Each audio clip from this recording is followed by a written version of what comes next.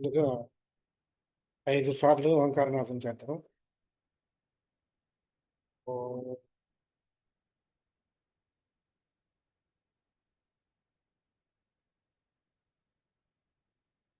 ఓం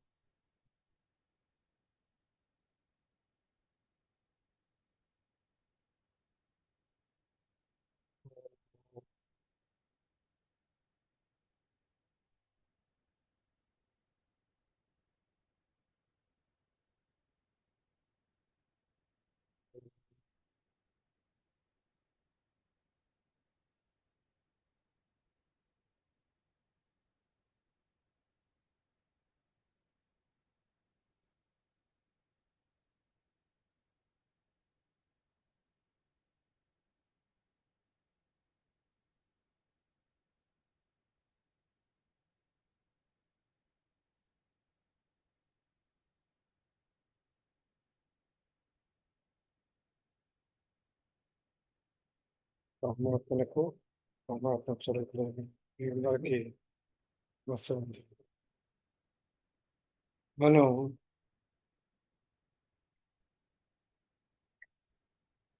విష్ణు సహస్రనామం చదువుకుంటున్నాం. విష్ణు సహస్రనామంలో ఇప్పటివరకు మనకి 39 నామాలయినాయి. 40వ నామం చెప్పుకోవాలి ఇప్పుడు మనం. 40వ నామం చెప్పుకునేటప్పుడు మనం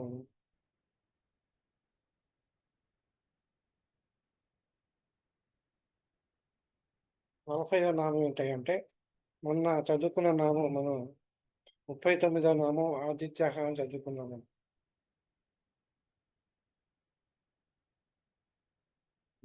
39వ నామం ఆదిత్యః అని చదువుకున్నాం. ఇప్పుడు 40వ నామం చదువుకున్నాం.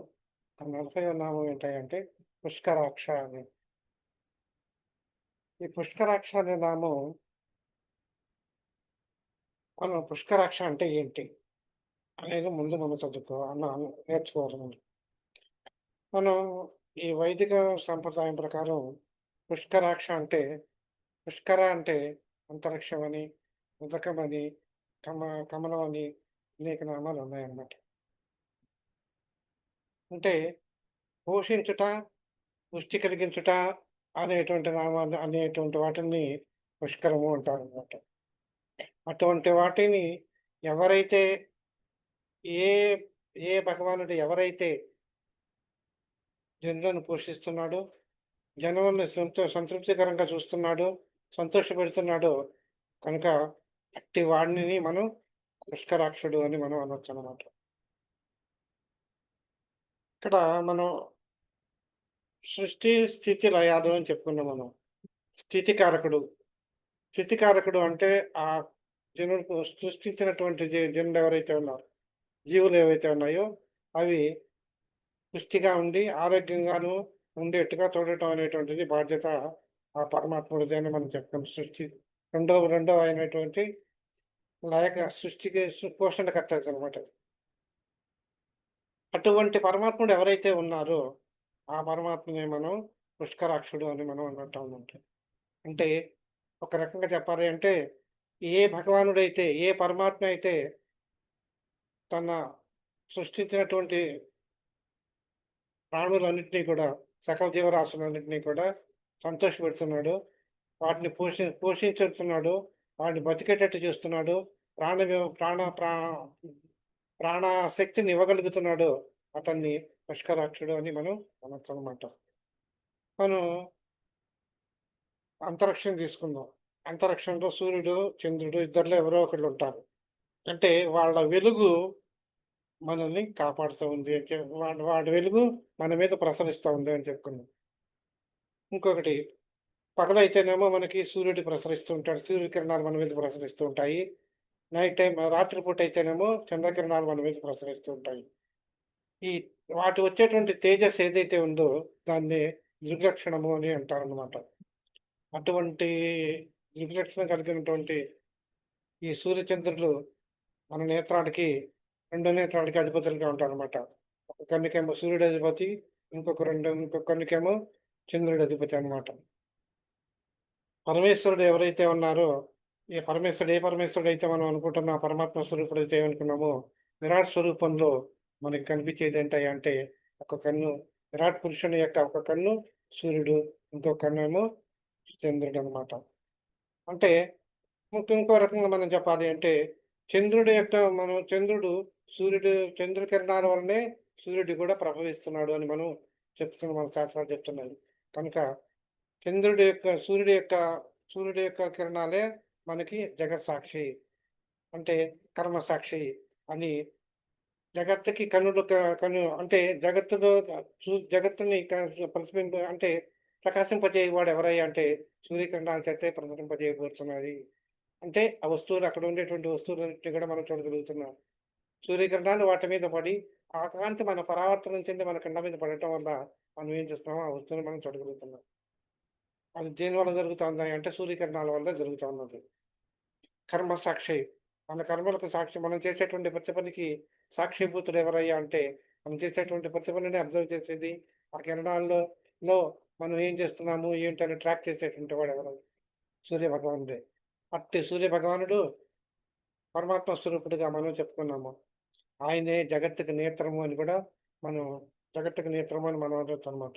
అంటే జగత్తును పరమేశ్వరుడు పరమాత్మ స్వరూపుడు యొక్క విరాట్ పురుషుని యొక్క ఒక కన్ను ఎవరైతే మనం సూర్యుడని చెప్పుకుంటామో, ఆ కన్ను ద్వారానే మనకి ఈ జగత్తంతా కూడా వెలుగుతా ఉంది. ఆ జగత్తు ద్వారా మనం చూడగలుగుతున్నాము. కనుక ఆయనే ఆయనే మనకి కర్మ సాక్షి అని మనం చెప్పుకోవచ్చనమాట. మనం చేసే పనులు ఆయనే సాక్షీభూతుడనమాట. ఆయన చూపులోంచి మనం ఆహ్, తప్పించుకోలేమనమాట. కనుక పుష్కలము అంటే సమృద్ధిగా అనేటువంటిది అని చెప్పుకోవచ్చు కనుక, ఆ కమ్మ అదైతే ఏదైతే ఉందో, ఆ సమృద్ధి అనే మాటకి 2 ఆ సమృద్ధి కలిగినటువంటి దృష్టితో మనల్ని చూడగలుగుతున్నాడు. సమృద్ధిగా మనం చూడగలుగుతున్నాడు గనుక, ఆయన పుష్కరాక్షుడు అని మేము పిలవగలుగుతున్నాము. ఇక్కడ పుష్కర అనేటువంటి మాటకి ఇంకొక అర్థం కూడా ఉన్నది. కమలము అనేటువంటి అర్థం కూడా ఉన్నదనమాట. ఈ కమలం అంటే తామర పూలలో ఒక తామర పూవు లాంటి పుష్పం అనమాట. పరమాత్మ స్వరూపాన్ని పరమాత్మ యొక్క నేత్రాన్ని మనం కన్నులతోటి సూర్య కమలము వంటి కన్నులు కలిగినటువంటి వాడు అని మనం చెప్తున్నాం. అలాగే అమ్మవారి యొక్క నామాలు గనుక మనం తీసుకున్నట్టయితే, అమ్మవారిని గూడా మనం తామర పువ్వులు లాంటి కన్నులు కలిగినటువంటి చెప్పవచ్చనమాట. చెప్తుంటారు మనకి లలిత సహస్రనామాలు గాని, లేకపోతే లక్ష్మీ సహస్రనామాలు గాని, లక్ష్మీ అష్టోత్తరాలు గాని, పద్మాక్షి, పద్మ సంభవ అని చెప్పి పద్మం నుంచి పుట్టినటువంటిది లక్ష్మీదేవి. పద్మాక్షి అంటే పద్మంలో వంటి కన్నులు కలిగినటువంటిది మనకి చెప్తూ ఉంటారనమాట. అలాగే ఆ దృష్టిగా ఆహ్, ఎప్పుడైతే సూర్యకిరణాలు సూ మన కమలం మీద పడతాయో అది వికసిస్తుంది. అట్లాగే మన సూర్యకిరణాలు అంధకారం అనేటువంటి చీకటిగా ఉన్నటువంటి జీవుల మీద పడినప్పుడు అంటే జగత్తులో ప్రసరించినప్పుడు అవి కూడా వికసనం చెంది లోకమంతా కూడా విశ్వమంతా కూడా వికసనం చెంది కూడా మనకి హ్మ్, వికసనం చెందుతుందని మనం చెప్పుకోవచ్చు. ఇది జ్ఞాన లక్షణానికి మనం పరిపూర్ణతగా మనం చెప్పుకోవచ్చనమాట. కనుక స్వామి దృష్టి అంతా కూడా ఎట్లా ఉంటుంది అంటే సర్వజ్ఞతా స్వరూపంగా ఉంటుంది అని చెప్పి చెప్పుకోవచ్చనమాట. కనుక మనం ఎప్పుడైతే సూర్యకిరణాల వెలుగులో మనం ఏదైతే పని చేయగలుగుతున్నామో, ఆ పని చేయగలిగినటువంటి సమృద్ధిగా, సంపూర్ణంగా మనం ఆ పనులు మనం చేయగలుగుతాము. లేకపోతే చీకట్లో మనం చేయలేమనమాట. అట్టాగా అందుకని చెప్పి మనం సూర్య భగవానుడిని జ్ఞాన సంపన్నుడు అని కూడా మనం చెప్పుకోవచ్చనమాట. అంటే అక్కడ ఇంకోటి కూడా ఏంటంటే, మనం సూర్యుడి నుంచి అనేక కిరణాలతో పాటు, ఆ కిరణాల నుంచి వచ్చేటువంటి శక్తి ఏదైతే ఉందో, ఆ శక్తిని మనకి మన మీద ప్రసరింపజేస్తున్నారు. అంతేగాక సూర్యుడి నుంచి ఒక రకమైనటువంటి హ్మ్. అంటే ధ్వనులు గూడా వస్తూ ఉంటాయి సూర్యుడి నుంచి గూడా. ఆ శబ్ద స్వరూపంతో గూడా మనకి అందిస్తూ ఉంటాడు. ఆ శబ్ద స్వరూపం ఏంటయ్యా అంటే వేదాలు. వేద స్వరూపుడు సూర్య భగవానుడు అని చెప్పి మనం ఇంతకుముందు నామంలో ఆ వేద స్వరూపుడు కనుకనే, ఆ వేదాలని ఆ వేద స్వరూపుడు కనుకనే ఆంజనేయ స్వామికి మనకి ఆంజనేయ స్వామికి గురువయ్యి వేదాలని చతుర్వేదాలని మనకి ఆంజనేయ స్వామికి ఉపదేశం చేశాడు అని చెప్పి మనం చెప్పుకున్నాం. అట్లాగే హ్మ్.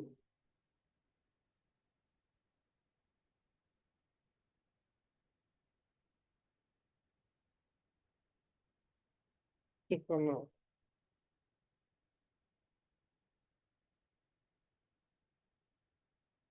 అట్లాగే మనం ఇంకోటి కూడా చెప్పుకోవాల్సింది ఏంటంటే మనం ఎప్పుడైతే ఈ వికసనము అనేటువంటిది ఏదైతే ఉన్నదో మనం వేదాలను అంటే వేద జ్ఞానం వల్ల మన మనసు వికసిస్తుంది. ఆ వికసింపజే వేద స్వరూపుడు పరమాత్ముడు. ఆ పరమాత్ముడు వేదాల రూపంలో మనకి జ్ఞానాన్ని ప్రసాదింపజేసి మనల్ని వికసింపజేస్తున్నాడు గనుక ఆయన మహా మహా పుష్కరాక్షుడని మనం ఆయన్ని చెప్పుకోవచ్చనమాట. అట్లాగే అంటే ఈయన దివ్య జ్ఞానాన్ని మనకివ్వటంలో శబ్ద రూపంలోనే కాదు, మనకి కిరణ రూపంలో కూడా ఆయన ఇస్తున్నాడు గనుక, ఈయన పుష్కరాక్షుడు అనే నామం ఈయనకెంతైనా సబబుగా ఉంటుంది అని మనం చెప్పుకోవచ్చనమాట. ఇంతవరకు మనం చెప్పుకున్నదేంటంటే సూర్యుడు. సూర్యుని యొక్క కిరణాలు దాని మీద ప్రసరిస్తున్నప్పుడు ఇంతకు ముందు నామాల్లో మనం సూర్యుడు నారాయణ స్వరూపుడుగానే మనం చెప్పుకున్నాం. కనుక ఈ నామాన్ని కూడా సూర్యుడికి ఆపాదిస్తున్నాం గనుక, ఆ నామాన్ని కూడా విష్ణు స్వరూపంగానే మనం చెప్పుకుంటానికి చెప్పుకోవచ్చనమాట. ఇది మ వే మహా పుష్కరాక్ష నామం అనమాట. తర్వాత నామము మహాస్వనః 41 నామం అనమాట. 41 నామం మహాస్వనః. ఈ మహాస్వనః నామం అంటే మహాస్వనః అంటే ఏంటి? మహాస్వనములు అంటే ఏంటి? ముఖ్యంగా ముందు నుంచి చెప్పుకోవాలి. మనం సృష్టి ఆరంభంలో మనం చెప్పుకునేటప్పుడు ఆయన నుంచి ఒక నాదం ఒకటి, ఒక శబ్దం ఒకటి వచ్చింది మనం చెప్పుకున్నాం మనం. ఆ శబ్దం ఏంటి అంటే ప్రణవనాదం అని మనం చెప్పుకున్నాం మనం. ఒక నాదం ఒకటొచ్చింది. ఆ నాదమే తర్వాత కాలం తర్వాత వేదం కింద ఓంకారం కింద మారింది అని చెప్పి మనం చెప్పుకున్నాం. అట్లాగే ఆ శబ్దానికి అంటే ఈ శబ్దం ఏదైతే రావటానికి, నాదం ఏదైతే రావటానికి మూల కారణం ఆ నాదం ఏదైతే వచ్చిందో ఎవరి నుంచి వచ్చిందయ్యా అంటే ఆ పరమాత్మ నుంచి వచ్చింది. ఆ పరమాత్మ నుంచి వచ్చినటువంటి నాదమే ఇక్కడ ఓంకార స్వరూపం అయింది. అంటే ఇక్కడ మహాస్వనః అంటే గొప్పదైనటువంటి శబ్దము అని అర్థం. ఆ శబ్దం ఏంటయ్యా అంటే సృష్టి ఆరంభ కాలంలో ఆయన నుంచి వ్యక్తంగా వచ్చినటువంటి నాదం ఏదైతే ఉన్నదో అంటే శబ్దం అన్నట నాదము అంటే ఇక్కడ. ఆ శబ్దం ఏదైతే వచ్చిందో ఆ శబ్దానికి మూల కారణం దాని నుంచి ఓంకారం వచ్చింది. దాని నుంచి వేదాలు వచ్చాయి. వేదాలు వచ్చాయని మనం చెప్పుకున్నాం కదా! ఇక్కడ మొట్టమొదటిగా మనకొచ్చినటువంటి ఈ శబ్దానికి మూల కారణం అంటే ఈ నాదానికి లేదా శబ్దానికి మొట్టమొదటిగా మూల కారణకుడు ఎవడయ్యా? ఆ పరమాత్మ స్వరూపుడు. ఇక్కడ విష్ణు పరంగా మనం చెప్పుకుంటున్నాం గనుక ఆహ్, దానికి మూల కారకుడు నారాయణుడే అని మనం చెప్పుకోవచ్చు. ఇంకా ఈ ప్రప్రథమంగా నాదం ఓంకారంగా వ్యక్తమైందని చెప్పాను. ఆ నాదం నుంచి శబ్దం వచ్చింది. ఈ శబ్దం నుంచి అక్షరాలొచ్చాయి. ఈ అక్షరాల నుంచి పదాలొచ్చాయి. పదాల నుంచి శాస్త్రాలొచ్చాయి. వేదాలొచ్చాయి. ఈ వేదాల నుంచి మనకి వాక్యాలొచ్చాయి. అక్కడి నుంచి శాస్త్రాలొచ్చాయి. అంటే ఏదైతే మనం నాదము అని మనం అనుకున్నామో, ఆ నాదము, దాని నుంచి తర్వాత వచ్చేటువంటి ప్రణవము అంటే ఓంకారము, దాని నుంచి వచ్చేటువంటి అక్షర స్వరూపమైనటువంటి వేదాలు, ఇవన్నీ కూడా మహా ఉత్కృష్టమైనవని చెప్పి మనకు శాస్త్రాలు చెప్తున్నాయి. వీటిల్ని మహాస్వనాలు అని, మహాస్వనములు అని చెప్పి చెప్తారనమాట. ఈ మూడిటిని కూడా. చాలా ఉన్నతమైనటివన్నమాట ఇవి. వీటన్నిటికి మూల కారకుడు ఎవరయ్యా అంటే, ఆ పరమాత్మ స్వరూపమే. ఆ పరమాత్మ స్వరూపుడే మనకు నారాయణుడిగా చెప్తున్నాం గనక, ఆ రూపాన ఉన్నటువంటి మహాస్వరముల రూపంలో ఉన్నటువంటి నారాయణుడు ఎవరైతే ఆ నారాయణుడే మహాస్వరుడు అని మనం చెప్పుకోవచ్చనమాట. ఇక పుష్కరాక్ష అనేటువంటి నామంలో మనం కాంతిని దర్శించామని చెప్పుకున్నాం. ఇప్పుడు కాంతి గాని, శబ్దం ఉందనుకో, ఒక చోట నుంచి ఒక చోటకి ప్రయాణం చేయాలన్నప్పుడు యానకం అవసరం అవుతుంది. అలాగే కాంతి కిరణాలకు కూడా కాంతి కిరణాలు కూడా ప్రసరింపజేస్తాయన్నమాట. కాంతి కిరణాలు పెడతాయి. వీటన్నిటికి మూల కారణ శక్తి అంటే, మూల కారణ శక్తి ఎవరయ్యా అంటే, అవన్నీ కూడా విశ్వవ్యాపకాలు నామం గాని, లేకపోతే ఈ శబ్దశక్తి గాని, ఇవన్నీ గూడా ఈ 2 శక్తులు గూడా ఓహ్! విశ్వవ్యాప్తమైనటువంటివిగా ఉంటాయన్నమాట. ఈ విశ్వసాతే వీటికన్నిటికి కూడా పూర్ణత్వం అనేటువంటిది ఉంటుంది. ఈ పూర్ణత్వానికి కారకుడు ఎవరయ్యా అంటే పరమాత్మ స్వరూపం. ఈ పరమాత్మ స్వరూపానికి ఈ పరమాత్మ స్వరూపమే ఈ నాద శబ్ద స్వరూపాలకి మూల కారణమైనటువంటి వాడు గనుక ఈయన్ని మహాస్వరుడు అని అనవచ్చును అని చెప్పి మనకి చెప్తున్నాయనమాట. ఇప్పుడు మనకి త్యాగరాజ కీర్తనలు మనం చదువుకున్నాం. చూస్తాం మనం. నాదామృత రసమే రాముని అవతారము అని చెప్పి త్యాగరాజు ఒకానొక సందర్భంలో కీర్తిస్తాడు. అంటే ఇక్కడేంటనమాట, నాదామృత సారమే నాదామృత రసమే రాముని అవతారం అని చెప్తాడనమాట. నాదం నుంచి వచ్చేటువంటి ఏదైతే ఉన్నదో, ఏ దాన్నే ఒక రసం కింద చెప్పాడనమాట. ఒక టేస్ట్ అనమాట. అది అతి మధురమైనటువంటిదిగా చెప్పాడనమాట. ఆ నామం ఏదైతే ఉందో, అదే ఆ రాముని యొక్క రూపం. ఈ రాముడు విష్ణువు యొక్క స్వరూపుడు గనుక, ఈ నాదామృతం కూడా నాదామృత రసం కూడా విష్ణు స్వరూపమే అని చెప్పి చెప్పకనే చెప్తున్నాడు త్యాగరాజ స్వాముల వారు. అంటే సృష్టికి మూలకారకుడైనటువంటి సృష్టికి సారం వాక్కులు. సృష్టికి సారం వాక్కులు. ఈ వాక్కులకి సారం రుక్కులు. రుక్కులకి సారం వేదం. సామాను. సామానికి సారం గీతము. దీన్నే ప్రణవం అని కూడా అంటారనమాట. అంటే మనకి వేదాలు 4 మనం చెప్పుకున్నాం గనక, ఈ వేదాలు 4 కూడా మనకి మొట్టమొదటి ఋగ్వేదము, యజుర్వేదం తర్వాత సామవేదం. ఈ సామవేదంలో మనకి స్వరానికి ఎక్కువ ప్రాధాన్యత ఇస్తారు. ఇక్కడ స్వరము అంటే మనకిక్కడ శబ్దం స్వ నాదం అనమాట.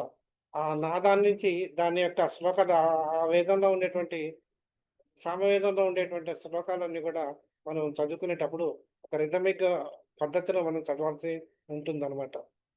ఆ రిథమిక్ చదవటంలో మనకి అక్కడ హెచ్చు తగ్గులు అనేటువంటివి ఉంటాయనమాట. కనుక అక్కడ వాటికి సారం ఏంటంటే వాటికి మూల కారణం ఎవరయ్యా అంటే వాక్కులు. ఆ వాక్కుల యొక్క సారం దాంట్లో సామవేదంలో ఉండేటువంటి వాటిని సామములు అంటారనమాట. సామములు అంటారు. ఆ సామాలు ఉద్గీత అంటే ఉద్గీతము ఇదే ప్రణవము అని చెప్పుకున్నాం. అదే మనం ప్రణవము అని చెప్పుకున్నాం. ఈ ప్రణవానికి మహాశబ్దమైనటువంటి ప్రణవం అనమాట. మహా అంటే శబ్దం అని చెప్పి, ఉత్ అంటే ఉత్తమమైనటువంటిది అని చెప్పి చెప్పుకున్నాం గనుక, ఈ మహా ఉత్ అనేటువంటి దాన్ని మనం చెప్పుకున్నట్టయితే, ఉత్కృష్టమైనటువంటిది, మహోత్కృష్టమైనటువంటిది, ఇంతకంటే గొప్పదైనటువంటి వాక్కు ఇంకొకటి లేదు. అదే మనకి ఓంకారం అని చెప్పి చెప్తుందనమాట. అంటే ఈ ఓంకారం అంటే ప్రణవం అనమాట. ఈ ప్రణవం చాలా గొప్పది. దాన్ని దాన్ని ఎవరి నుంచి వచ్చింది అంటే ఆ ప్రణవం నారాయణ స్వరూపం నుంచి వచ్చింది. ఆ నారాయణ స్వరూపం నుంచి వచ్చింది గనుక ఆయన తానే గొప్పదైనటువంటి వాడు ఎవరయ్యా అంటే ఆ నారాయణుడు అని మనం చెప్పుకోవచ్చనమాట. ఇక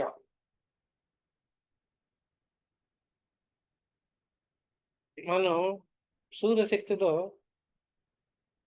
సూర్యకిరణాలతో మనం ప్రపంచం అంతటిని కూడా మనం జగత్తులో ఉన్నటువంటి అన్ని వస్తువులు చూడగలుగుతున్నాము అంటాం. అనుకున్నాం ఇంతకు ముందు.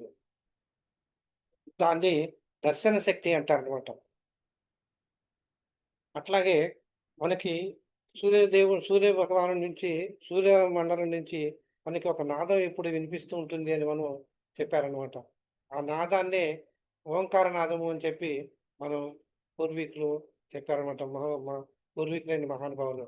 దాన్నే నవీన శాస్త్రజ్ఞులైనటువంటి నాసా సైంటిస్టులు కూడా మనకి సూర్యగోళం నుంచి వచ్చేటువంటి నాకు నాదం వస్తోంది.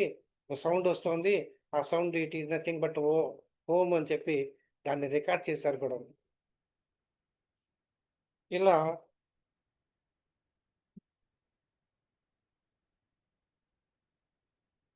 అక్కడ రికార్డ్ చేశారు కూడాను. ఈ పరమాత్మ అనేటువంటి ఆయన తన యొక్క శక్తితోటి, అనంత శక్తితోటి ఈ ప్రపంచాన్నంతటిని సృష్టి చేశాడు గనుక, తన వికసనాత్మక ఎందుకంటే దాని కిరణాలు తన తనకి తన ప్రకాశ శక్తితోటి ప్రపంచాన్నంతటిని కూడా జగత్తునంతటిని కూడా ఆహ్, వికసింపజేయటం చూడగలిగేటువంటి ప్రకాశింపజేశాడు అని చెప్పి మనం చూడగలిగేటువంటి శక్తిని మనకు కలిగించాడు గనుక, దాన్నే మనం ఇందాక దర్శన శక్తి అన్నాం గనుక అని చెప్పుకున్నాం.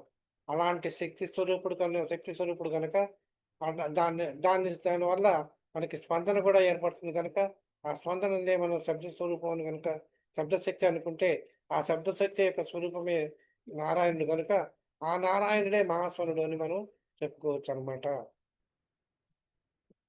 ఆ!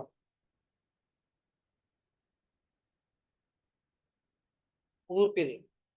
ఒక మనిషిని మనం మనిషి యొక్క ఉనికిని మనం ఎట్లా గుర్తుంచుకుంటామంటే, అతని యొక్క ఊపిరే కారణం అన్నమాట. అలాగే వేదసారమైనటువంటి వేదాల శబ్దాన్ని గనుక వేద శబ్దాల యొక్క వేదాలలో ఉండేటువంటి శబ్దాల ద్వారానే మనం ఈ పరమాత్మ స్వరూపాన్ని మనం గ్రహించవచ్చును. అంటే వేదాలను అంటే నారాయణుడు అంటే మన పరమాత్మ నిరాకార స్వరూపుడు అని చెప్పుకున్నాం. ఆ నిరాకార స్వరూపుడిని మనం దర్శించాలి అంటే వేదాలలో చెప్పబడిందనమాట. వేదాలలో చెప్పాలంటే శబ్దశక్తి అంటే శబ్దశక్తి చేతే మనం అతన్ని చూడగలం గానీ, మనం వేరే విధంగా మనం చూడలేము. దానికి కారణభూతమైనటువంటివి వేదములు. ఆ వేదాలలో చెప్పబడినట్టుగా ఆహ్, ఆ నాదంలో ఆ వేదాల్లో చెప్పబడినటువంటి శబ్దాల ద్వారా మాత్రమే, ఆ నామాల ద్వారా నామాత్మక శబ్ద రూపం ద్వారా మనం నారాయణ్‌ని దర్శించగలం గానీ, వేరే విధంగా మనం దర్శించలేమని చెప్పి మనకి శాస్త్రంలో. ఇక నాద రూపంలో ఉండేటువంటి శబ్దాలన్నీ కరిగిపోగా ఏదైతే మిగులుతుందో ఆయనే పరమాత్మ స్వరూపుడు అని చెప్పి నిరాకారుడైనటువంటి పరమాత్మ. అందుచేతనే మనం అతన్ని మహాస్వరుడు అని మనం చెప్పుకుంటున్నాం అన్నమాట. అనొచ్చును. ఇక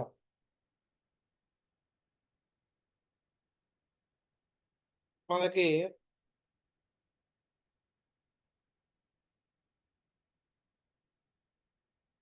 మనం సూర్యోదయం జరుగుతా ఉంది. సూర్యాస్తమయం జరుగుతా ఉంది. ఈ 2 సందర్భాల్లో కూడా మనం సంధ్యాన్ని ఉపాసిస్తాం. సంధ్యోపాసన మనం చేస్తాం. ఆ సంధ్యోపాసన దేనికి చేస్తున్నాం మనం? గాయత్రి దేవికని చెప్తున్నాం గానీ, గాయత్రి మంత్రం అని చెప్తున్నాం గానీ, దాంట్లో ఉండేటువంటి దేవత ఎవరయ్యా అంటే సూర్యభగవానుడే. సూర్యభగవానుడికి మనం సంధ్యని ఉపాసిస్తాము. సంధ్య అంటే ఇక్కడ మనకి సూర్యభగవానుడి యొక్క శక్తి రూపం అనమాట.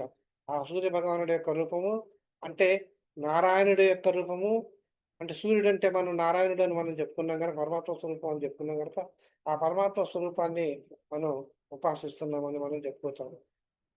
ఆ తేజస్సుకి మూల కారణం ఏంటయ్యా అంటే వేదాలు అని మనం చెప్పుకున్నాం గనుక.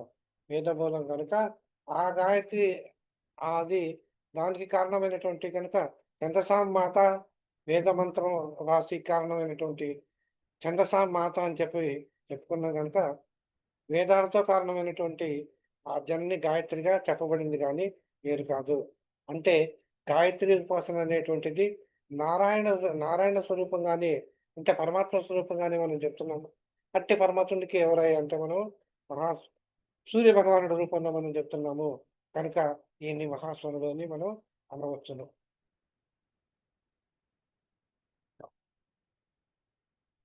మనకి భగవానుడు పరమాత్మ స్వరూపుడు యొక్క మన లీలలు గనుక మనం చూసుకుంటే పరమాత్ముడు తన యొక్క ఏ అవ ఆయా అవతా ఆయా ఆయా కాలాల్లో శిక్ష రక్షణ చేయడానికి ఆయా కాలంలో ఆయా రూపాల్లో మనకి ఉద్భవిస్తాడు అని చెప్పి మనం చెప్పుకుంటున్నాం.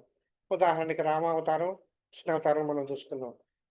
ఈ రామావతారం, కృష్ణావతారంలో మనం చూసుకున్నట్టయితే ఆ భగవానుడి యొక్క ధర్మ నిరతి గాని, ఆయన యొక్క మృదు మధురమైనటువంటి కంఠధ్వని గాని, ఇవన్నీ కూడా గంభీరంగా ఉండి 2 అవతారాల్లో కూడాను. ఆయన కంఠధ్వని గంభీరంగా ఉండి, ఆయన సత్యపరాయణ తత్వంతో ఉంటాడు గనుక, ఈ లక్షణాలన్నీ గొప్ప కలిగి ఉన్నటువంటి వాడు గనుక వాళ్ళని మహాస్వరులు అని మనం చెప్పవచ్చనమాట. అంటే ఇక్కడ కంఠస్వరం అంటే వాళ్ళ కంఠధ్వని అంటే శబ్దం వాళ్ళ నుంచి వచ్చేటువంటి శబ్దం వలన ఎదుటి వాళ్ళు మెస్మరైజ్ అయిపోతారనమాట. మెస్మరైజ్ అయిపోయి వాళ్ళ యొక్క ఆయనకి ఆయన మోహనావతారం చూసి ఆయన వాక్కులు విని జనులందరూ కూడా ఆయనకి దాసోహం అంటారనమాట. ఆయన యొక్క దాని యొక్క కారణం దానికి కారణము ఆయన ఆచరిస్తున్నటువంటి ధర్మాచరణ, ఆయన పలుకుతున్నటువంటి ధర్మ నిరతి, ఆయన పలుకుతున్నటువంటి ధర్మవాక్కులు, పరు పరుషం కానటువంటి వాక్కులు, మృదు మధురమైనటువంటి ప్రేమ వాక్కులు ఇవన్నీ కూడా కారణమవుతాయి. దానికంతటికి కారణము ఆయన నుంచి వచ్చేటువంటి శబ్దము. ఆ శబ్దానికి కారణం ఆయన కంఠంలో నుంచి వచ్చేటువంటి మాటలు.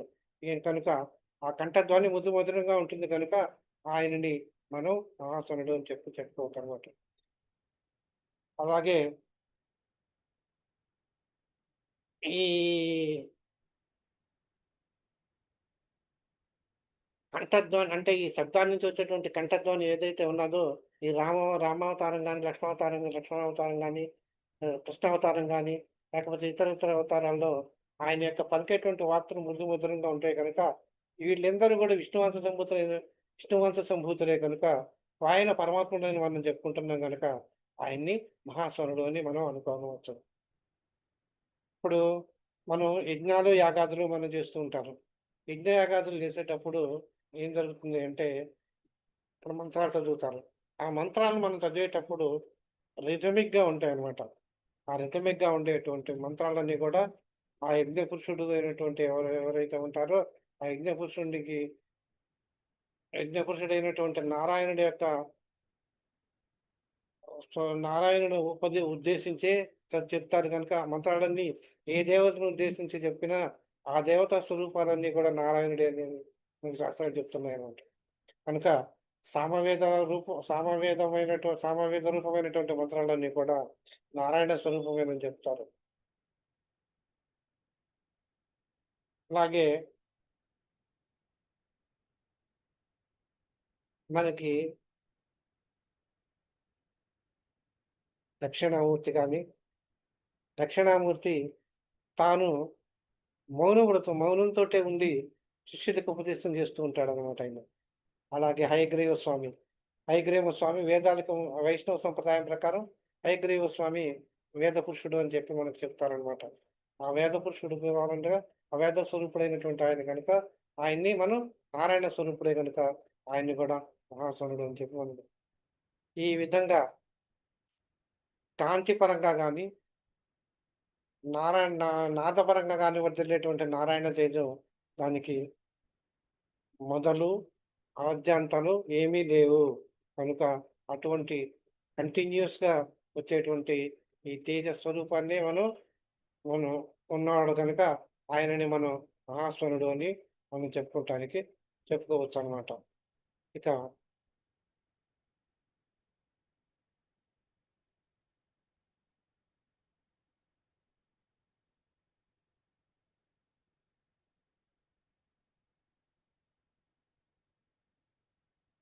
ఇంకోటేంటంటే సూర్యమండలంని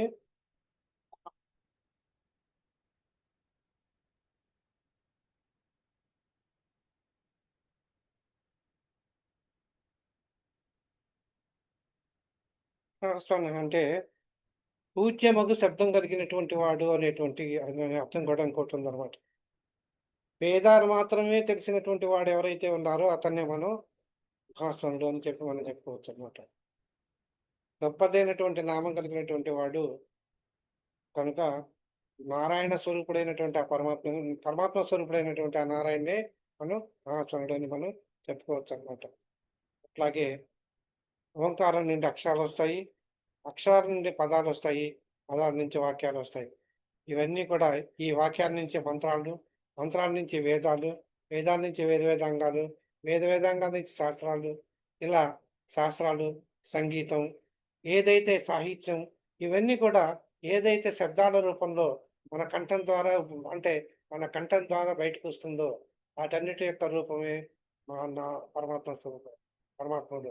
అట్టి పరమాత్ముడు ఎవరైతే ఉన్నారో, అట్టి రూపం కలిగినటువంటి నామరూపాత్మకమైనటువంటి జగత్తుగా ఏర్పడినటువంటి అంటే ఈ శబ్దాలన్నీ కలిసి నామరూపాత్మక జగత్తుగా ఏర్పడుతుంది.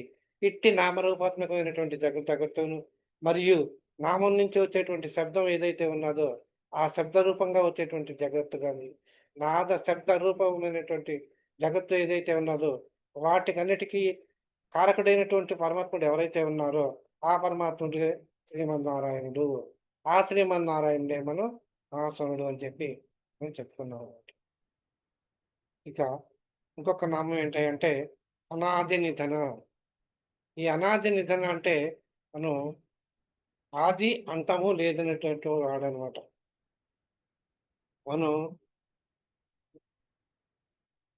భగవంతుడి యొక్క నిర్వచనం చెప్పుకునేటప్పుడు, పరమాత్మ యొక్క నిర్వచనం చెప్పుకునేటప్పుడు ఆద్యంతములు లేనివాడు అదే అని అని చెప్పుకున్నాం మనం. కనుక అట్లాంటి నామమే 42వ నామం అనాది నిధనః అని చెప్పి ఒక నామం అనమాట. అంటే ఆద్య అంతములు లేనటువంటి వాడు. జరామరణములు లేనటువంటి వాడు. ఎప్పుడైతే ఆ మొదలు చివర లేదో ఆయనకి అతను జరామరణాలుండవు. ఎప్పుడైతే జరామరణాలు లేవో అతను నిత్యము సంతోషంగా ఉంటాడు. ఎప్పుడు నిత్య సంతోషంగా ఉంటాడో అంటే నిత్య యవ్వనంగా ఉంటాడని అర్థం అనమాట. కనుక ఈ పరమేశ్వరుడు నిరాకార స్వరూపుడు, నిర్గుణ స్వరూపుడైనటువంటి వలన నిర్గుణ స్వరూపి, సర్వ వ్యాపకుడు అని మనం అని చెప్పుకున్నాం మనం. ఈ వ్యాపకుడు ఎవరైతే ఉన్నారో అట్టి వాడినే మనం పరమేశ్వరుడు, పరమాత్ముడిగా మనం నిర్వచించుకున్నాం. అట్టి పరమాత్మ ఎవరయ్యా అంటే శ్రీమన్నారాయణుడు అని చెప్పి చెప్తున్నారనమాట. మనకి గజేంద్ర వంశంలో కూడా గజేంద్రుడు విష్ణుమూర్తిని ప్రార్థించేటప్పుడు ఒకానొక ఆ సందర్భంలో ఆద్యంతములు లేనటువంటి మహానుభావ అని చెప్పి గజేంద్రుడు కూడా కీర్తిస్తాడనమాట. అలాగే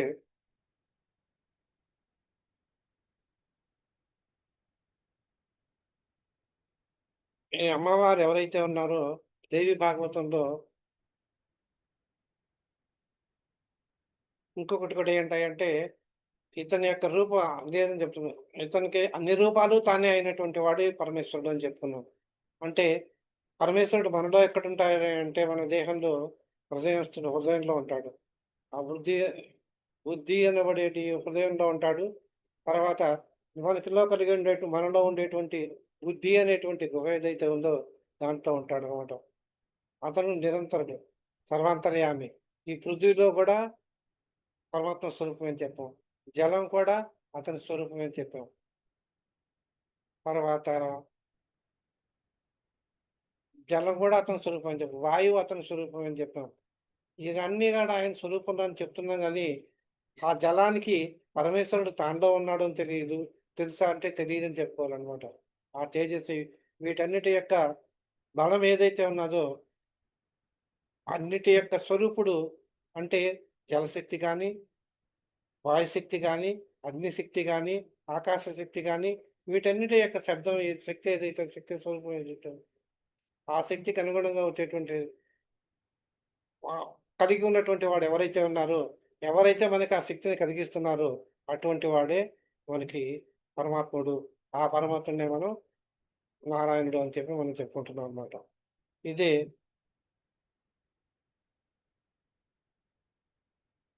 పరమేశ్వరి అంటే దేవి భాగవతంలో ఏం చెప్తారంటే,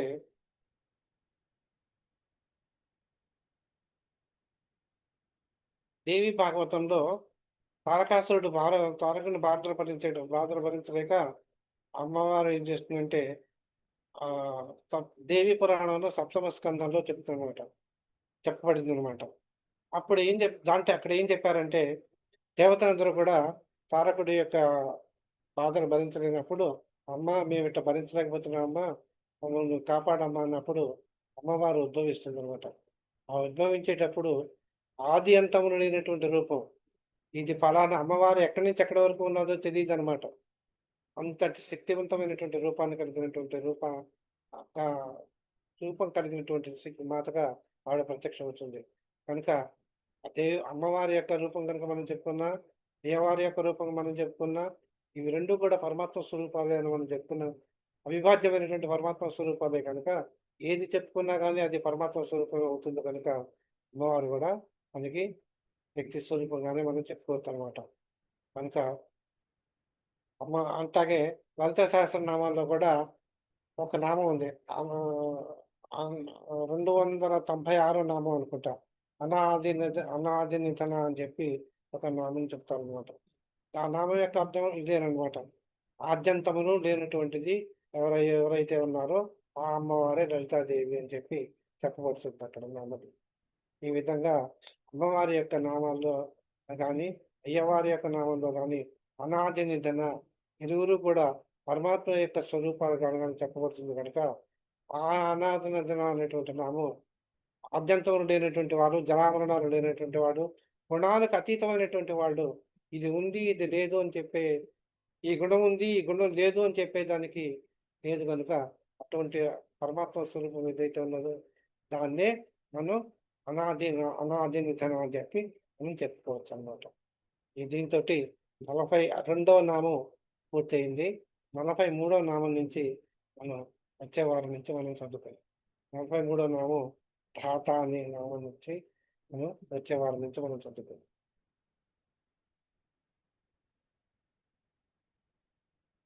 ఏమన్నా అడుగుతారండి?